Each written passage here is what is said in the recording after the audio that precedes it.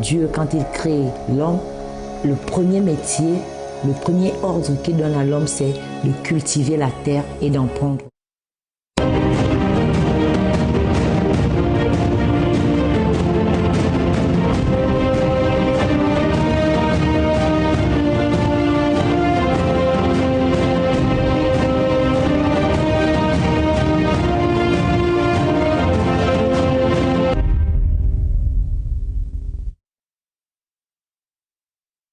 Here are the top stories of the news. Senator Dino Melaye says the ADC National Convention to hold despite venue scare. Tight security as ex-Kaduna State Governor Nasser El-Rufai arrives court for bail ruling.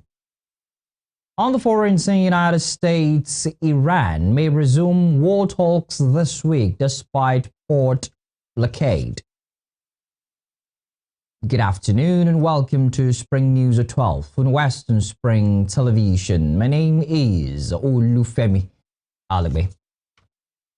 Former lawmaker Senator Dino Melaye has insisted that the National Convention of the African Democratic Congress, slated for today, will proceed, despite earlier concerns about the use of the Rainbow Event Center in Abuja. Melaye, a chieftain of the ADC, stated this while speaking to journalists at the convention venue. The development follows allegations by the party's National Publicity Secretary Bolaji Abdullahi on Monday night that there was a last-minute attempt by the Minister of the Federal Capital Territory, Nyesom Wike, and the Federal Capital Development Authority to pressure the venue's owner to cancel the event. He added that a formal contract had already been signed and all payments made, describing the situation as an attempt to disrupt the party's constitutional activity.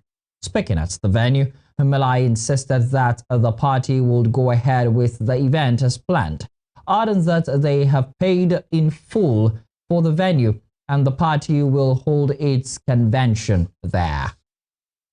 This information as a member of the planning committee and the chairman of the protocol committee, and not only we were even asked to leave yesterday and they wanted to shut the gates, but we insisted and said we are not going to leave because we have a contract duly signed with this place and we paid fully. We have receipt of payment, we have a duly signed contract, and the most important thing is that at the end of the day we are here and we'll hold our convention here. Okay, there is this potent fear that when this could be just a kind of to down the tension by allowing these things activities to pick up. Maybe we were not allowed. We would have held it. Nobody will stop us after a contract, a proper contract with the owners of this place, and after payment and receipt issued, no battalion would have moved us away from here today. So it says the exercise is going to convention is going to hold, the exercise will hold, ADC is entrenched, and we are kicking out it. Meanwhile, the Minister of the Federal Capital Territory, Nyesom Wike, on Monday challenged the African Democratic Congress, ADC, to provide evidence of its application to use Eagle Square, dismissing claims that authorities blocked the party from accessing the venue for its national convention. Wike, who spoke with journalists during an inspection of ongoing projects in the nation's capital, said no formal request had been submitted to his office or any relevant authority, insisting that the venue remains open to all organizations that comply with established procedures. The minister's remarks come amid allegations by the ADC that it was denied approval to use Eagle Square and the velodrome of the National Stadium, Abuja.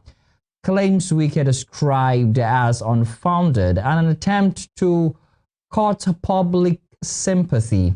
He described the allegations as incorrect and not based on any official application process.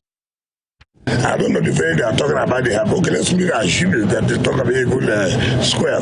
Nobody, not one, wrote any letter to use the Eagle Square. I call the GMD of absence. There's nothing like that. There's no way we would deny them because we collect revenue from that. You have to pay. And nobody had written to us. And we were not in charge of the velodrome. That's under the sports commission.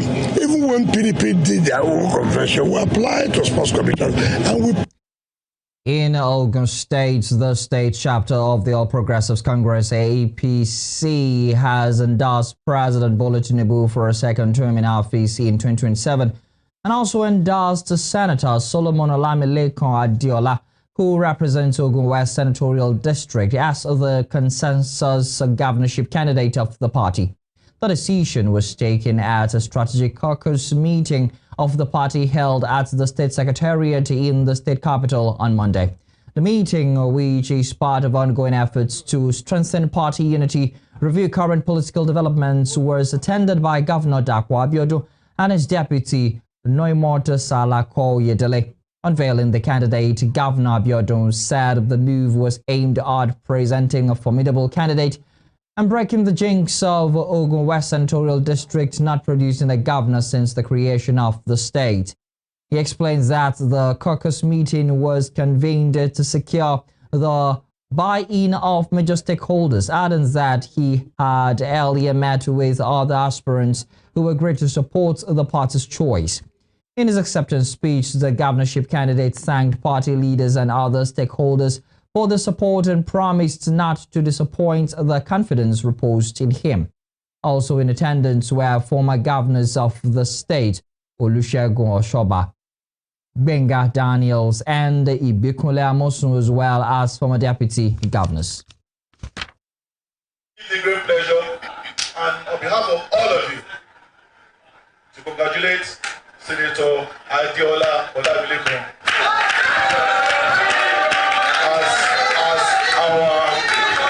consensus unanimously selected, whichever way you want to put it, governorship candidate for the year 2027 governorship.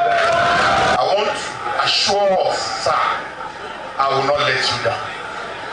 I promise to keep the flag flying. I promise to retain and maintain the unity, peace and progress that has taken place in Ogun State for the last 3 years and beyond. I can assure you I will not derail. I would not, the ship I'm about to take over, I will make sure that it does not derail. And by the special grace of God, I will do my best, my utmost best, to keep every member of our great party together. In the court, there is a heavy security presence at the Federal High Court in Kaduna as former Kaduna State Governor Nasir El-Rufai arrived for the ruling on his bail application. The court, presided over by Justice Rilwan Aikawa, witnessed restricted movement around its premises, with security operatives stationed at strategic points to maintain order. The former governor arrived at the court amid tight security as journalists and members of the public were kept at a distance.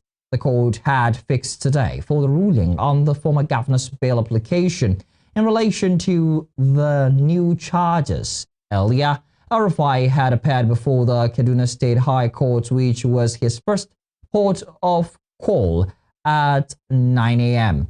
However, proceedings at the court did not progress as expected, with the presiding judge, Dairos Kobo, adjourning the bail ruling to April 21.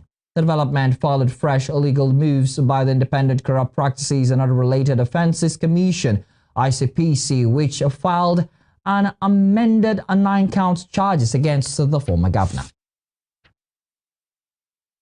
To security matters, a colonel and 6 soldiers of the Nigerian army have been killed by terrorists in Borno State. The commander and his men were responding to an overnight attack on a military formation in Moguno. Media information officer of the Northeast Joint Task Force, Sanuba, said in a statement on Monday that insurgents launched the attack on Sunday night when troops at the Charlie 13 location. The soldiers repelled the assaults after a fierce gun battle, forcing the assailants to beat a hasty retreat. Uba said the commanding officer, while courageously proceeding to the troops' location to personally assess the situation, encountered an improvised explosive device which severely damaged his vehicle, leading to his death, alongside 6 soldiers. The incident comes barely days after terrorists attacked a military base in Bishinkai, Borno State, killing 2 soldiers and 2 officers, including Hussaini Brahma, a brigadier general of the 29th Brigade. In the meantime, the lawmakers representing Borno South Senatorial District, Senator Alin Dume, said Nigeria's lingering insecurity could be decisively tackled within 6 months if the federal government demonstrates sufficient commitment.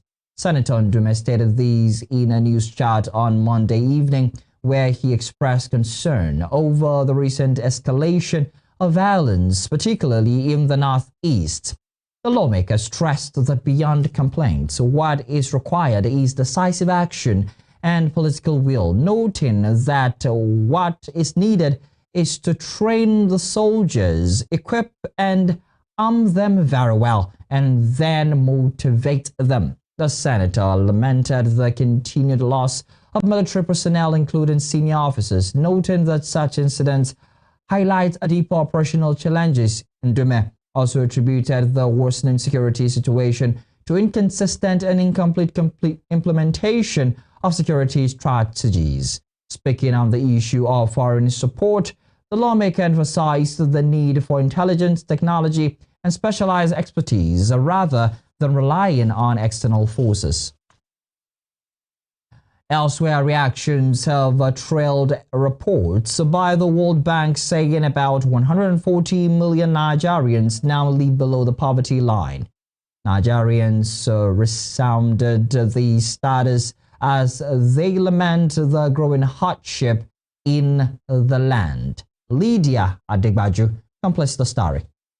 Nigerians have voiced out on the untold hardship they are facing with the economic situation of the nation, especially over the past 2 to 3 years. This follows the latest report by the World Bank, which puts Nigeria's poverty rate at 63%, up from the previous 56% recorded in 2023. According to the World Bank, this means approximately 140 million Nigerians are living below the poverty line. Mrs. Obaniwa, owner of a once booming grocery store, said the tide turned about 2 years ago and a 2-part shop downsized to 1. Mrs. Latifat Oladimeji, on her part, said it is now difficult for the children to feed, adding that one of them just finished taking gari as the first meal of the day, as at the time of filing this report. Inú ilé ìtajà mi yóò gbèsè tẹ́lẹ̀, store méjèèjì ni mo máa ń kó ọjà sí. Nígbà tí ó sọjà kankan bẹ́ẹ̀ mọ́ láti pa. Tẹ́lẹ̀ gbogbo nǹkan tẹ́nu oúnjẹ, gbogbo ẹ̀ là ń tà. À ń ta láfún, à ń ta gàrí, à ń télùbọ́. Tó fi dórí sóyà, jéró, gbogbo ẹ̀ báyẹn là ń tà. Àròwó mú débẹ̀ mọ́. Ọkọ̀ gan kan ránà lé ní lásìkò ètò oúnjẹ àárọ̀ kò bá tọ̀sán. Tọ̀sán ò bá talẹ́. Kò tiẹ̀ jọra wọn. Example nísìn ní ọmọ ìṣe ń mu gàrí ẹ wòye táìmù tí ṣe ń jẹun àárọ̀. Lọ́jà ó wálẹ̀ wọ́n lóúnjẹ ti pọ̀. Gbà tó ń jẹ bá wá pọ̀ tá àròwó rà. Owing to the economic downturn, Mrs. Fatima Isiaka, a widow, said her children had to join in the hustle to make ends meet. In all of these, Alhaja Sidikato is simply grateful for survival. Kò kàn rọrùn torí opó lèmi, kò rọrùn rárá. Ọmọ gan tí ò tí tásìkò tó yẹ kó strong tó yẹ pé ó yẹ kó sì wà school wọ́n gbà tó rí condition pé kò tún sí bàbá kò sí kan tó dẹ̀ rí bí ọ̀rọ̀ ajé ṣe ti rí àwọn náà ti ń struggle nǹkan kan báyẹn tí ó dẹ̀ yẹ ó sì yẹ kó tí lámójútó. A lè jókòó látàárọ̀ dalẹ́ ká má pa 3,000 a máa dúpẹ́ àṣàárẹ̀ àṣàìsàn. Over the past years, Nigeria has recorded a significant drop in inflation, with the headline inflation rate sharply declining from 34.80% in December 2024 to 15.15% in December 2025. Also, data from the Nigerian Bureau of Statistics show that food inflation fell from about 39.84% in December 2024 to 10.84% in December 2025. However, despite the decline, the latest World Bank report explains that inflation remained high enough to erode citizens' purchasing power and worsen living conditions for many households. This report was echoed by Mrs. Obaniwa and Mr. Melayesays, a fashion designer who noted that he now has to look for other sources of income to maintain the family. Àwa ò tiẹ̀ mọ̀ pé nǹkan kan wálẹ̀. A rí pé nǹkan kan wálẹ̀ rárá.